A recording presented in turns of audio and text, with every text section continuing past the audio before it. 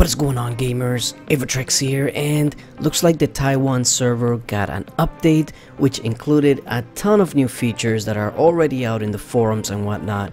So I'm gonna go ahead and put all the information down in the description and in the comment section for what has been translated, but just keep in mind that the translation isn't really the best, so you know, some things aren't exactly clear. But here is the new hero. There's no specific name just yet because obviously it's only out in Taiwan just right now. It looks pretty awesome when it's evolved, and it really reminds me of a White Walker from, if you guys watch Winter is Coming, Game of Thrones, you guys know exactly what I'm talking about, a White Walker.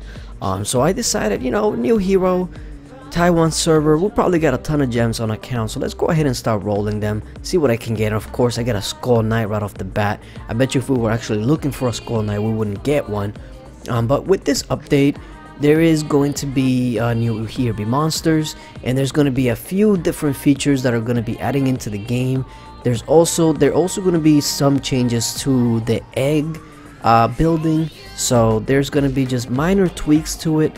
I believe in this video here, I do record like right here, you can no longer click on the 3 to open the doors. Now you actually have to click on that bottom right button. So that's a different change there, but ultimately it's pretty much working the same way. And now when you have eggs that you can get, now it'll have like a little icon with an egg, just like your mana mills and your gold vaults and all that actually have like a little icon when they're full. You'll have that with the eggs, so that's actually pretty cool. This is also another feature that I don't know exactly how it's going to be working, but it looks like they're trying to clean up how you look at the altar and how you find heroes, so that's always a plus. One of the things that I've always said that we need right now is a way to kind of manage the crest, especially the crest, but also in different game modes, because you gotta use different crests, different artifacts, now different pets. It's just a lot of combination to be switching back and forth from every single game mode. Now I don't know if that's actually going to fix that, but it looks like they're working on that, so hopefully, you know, eventually they'll actually get to that and we can have a better transition from game mode to game mode. Now I'm not gonna get in depth on this update in this video just yet. I'll do a separate video on that. This one is just pretty much rolling for some awesome legendaries, by the way. And look at that little egg icon right there. That's basically telling you that you can go ahead and get an egg from that building. As we get that Vlad Dracula, nice and powerful, but that's not exactly what we're looking for. We're looking for something bigger and better and newer, a brand new toy. Let's see what we get. A Medusa. We're rolling some high rollers right now, and there he is.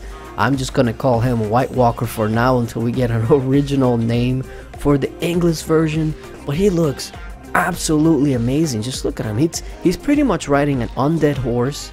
He himself is undead. I can't wait to see what storyline they're gonna be having, kind of like Trixie Tree, how it was tied to Pumpkin Duke. I'm wondering if this hero is gonna have some ties to any other hero, maybe a Golem, maybe some other hero that I'm not exactly sure. We'll have to see. Maybe Death Knight, who knows? But essentially, what we're gonna go ahead and do here is put him down and check him out. I did take his skill up to 3. Which isn't really saying much, because a lot of these heroes you can't really see exactly how good they really are until you actually level them up. But here we are. Let's go ahead and open this bad boy up. Bam! White Walker times 1. Alright, so let's see what he came with. Put him in the base. Look at him, looking all bossy. Alright, let's go ahead and place him over here, isolate him, that way we can take a closer look at him. He looks awesome. Look at those fiery shoes or whatever the hell. He looks freaking awesome. The shield is nice. When he evolves, he turns really purple, so there's that. Now the skill, like I said, the translation isn't really that great, but from what I get is that once he procs, he pretty much duplicates himself and he stuns an area around him, and he is immune to scatter. And now I don't know if that specifically means that he's also going to be immune to corrode, because if that's the case, then Skull Knight might be having a bit of issues with this guy, but he's basically immune to any sort of ability that would reduce energy, as far as I know. I don't know if that's completely true, we'll have to see. Now, that means that he is going to be very, very powerful in Lost Battlefield. So I can't wait to get one and test it out. His ability also does stun, so keep that in mind. Now there is another one here that I actually went into, and I'm gonna slow it down for you guys so you guys can keep up to everything he does. He actually also shields an ally, so his skill is like all over the place. He does a lot of different things: duplicates, stuns, immune to scatter. He also shields an ally. Like, there you go, there's the stun and the damage. There he goes, duplicated. And you're gonna be seeing, pretty sure, like a Trentar shield or like a Golem shield, pretty much the same effect that they use for those kind of shields. And you're gonna see it right here once one of them proc right now. There you go. So you see that shield on him.